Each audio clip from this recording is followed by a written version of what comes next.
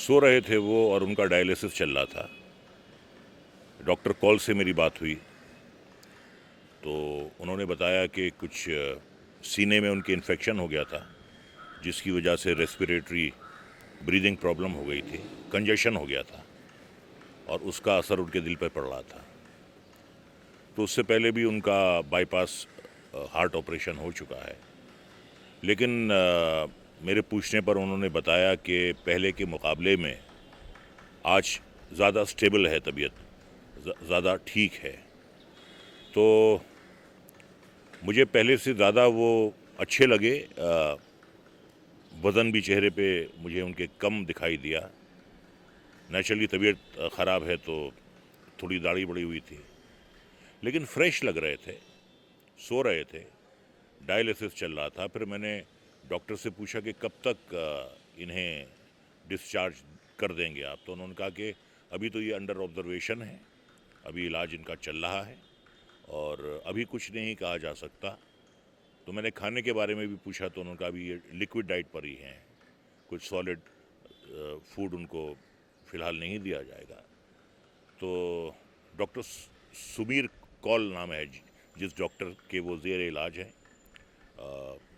10th floor पे हैं, उनका ICU नंबर 38।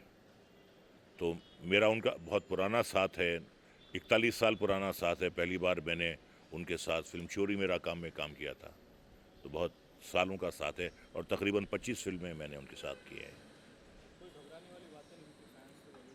अब देखिए ऐसा है कि डॉक्टर ने जो कहा है, उसने कहा है कि थोड़ी हालत जो है थोड़े कुछ कॉम्प्लिकेशन हो गए हैं, लेकिन कल से बेहतर उनकी तबीयत है और डायलिसिस के लिए तो वो आते ही रहते हैं। और देखिए क्या होता है कि बाईपास भी हुआ है, डायलिसिस भी होता है, तो उसका असर पूरी तबीयत पर तो पड़ता ही पड़ता है। लेकिन फिर भी डॉक्टर ने कहा कि कोई ऐसी घबराने वाली बात नहीं है, पहले से उनकी हालत बेहतर है। तो काफ़ी तसल्ली हुई मुझे और मैं बस दुआ करता हूँ कि जल्द अज जल्द वो सेहतयाब हो जाएं।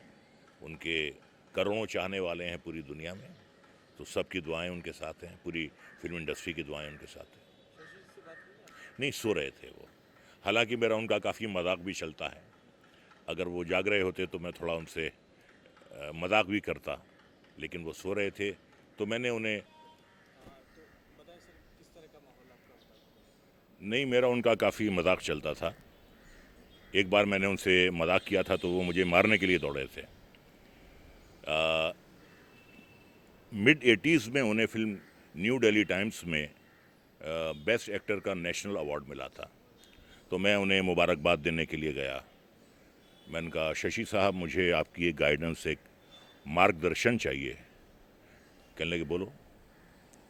मैंने कहा देखिए, इस साल आपको बेस्ट एक्टर का नेशनल अवार्ड मिला है, मैं भी चाहता हूं कि अगले साल मुझे ये अवार्ड मिले, तो सिर्फ आपसे एक गाइडेंस लेनी है। कहने लगे क्या?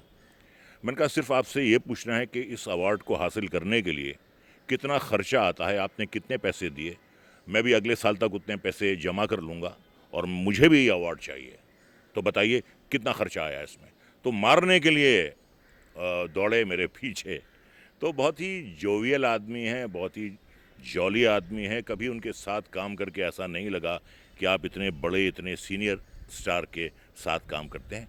और सबके साथ, चाहे वो प्रोड्यूसर हो या वो स्पॉट बॉय हो या वो एक आम वर्कर हो, सबके साथ बिल्कुल बराबरी से पेश आते हैं। वो बहुत बहुत प्यारे इंसान हैं। ये जानना चाहिए कि वो हमेशा लाइमलाइट से दूर रहते थे, क्या वजह हो सकती है?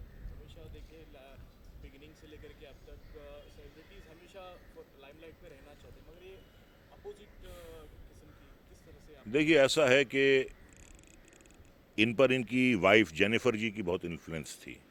वो एक अलग मुल्क से थी, उनका कहना बहुत मानते थे। मेरे ख्याल से शायद उन्हीं की ये रहबरी थी कि भाई आप थोड़ा लाइमलाइट से दूर रहा कीजिए। और उनके गुजरने के बाद फिर इन्होंने अपने आप को छोड़ दिया। बहुत फिट रहते थे, बहुत चुलबुले थे, बहुत शरारती थे, बहुत मजाकिया थे। लेकिन उनके गुजरने के बाद इनकी ज़िंदगी में एक बहुत बड़ी तब्दीली आई, एक बहुत बड़ा इनकलाब आया, जिसकी वजह से उन्होंने अपने आप को छोड़ दिया।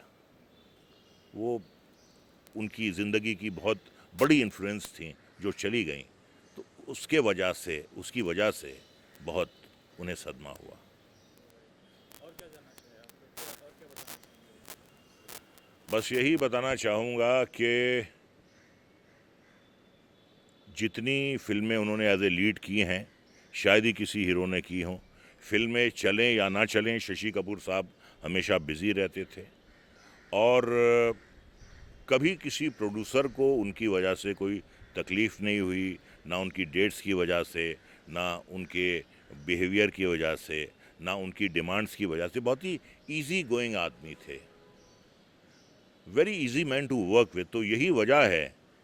देखिए क्या है कि अच्छा या बुरा आर्टिस्ट चल जाता है, अच्छा बुरा इंसान नहीं चलता है। वो इतने अच्छे इंसान थे और इतने अच्छे आर्टिस्ट थे कि हर आदमी, हर प्रोड्यूसर उनके साथ काम करना चाहता था।